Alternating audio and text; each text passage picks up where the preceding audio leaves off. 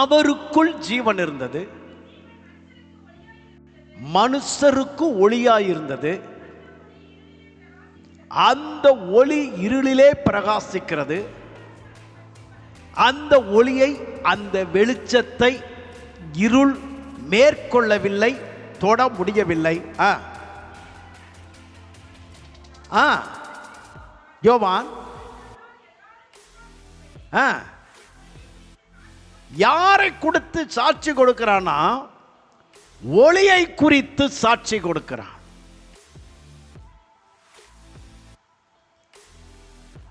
பூமியும் எல்லாம் அதுக்குள்ள இருக்கிற எல்லாமே இருளிலே கிடக்கிறது. இந்த இருளிலே இருக்கிற ஜனங்கள் ஒரு வெளிச்சத்தை காண வேண்டுமானால் அந்த வெளிச்சம் யாரு அப்படின்னா, நீங்களும் நானும் ஆராதிக்கிற இயேசு கிறிஸ்து, யாசுவா மேசியா தான் வெளிச்சம். வேற யாரோ ஒருவேளை வெள்ளையா கலரா இருக்கலாம், அந்த வெளிச்சம் இல்லை. நம்ம வீட்டில் பவர்ஃபுல்லான லைட்டை போட்டுட்டு உட்காந்துருக்கலாம், அந்த வெளிச்சம் அல்ல. இந்த வெளிச்சம் நமக்குள்ள வந்துருச்சுன்னா நம்மை மாற்றும். நமக்குள்ள இருக்கிற இருளை முற்றிலுமாய் துடைத்து எறிந்து வெளிச்சம் நமக்குள் நிரந்தரமாக வாசம் பண்ணும்.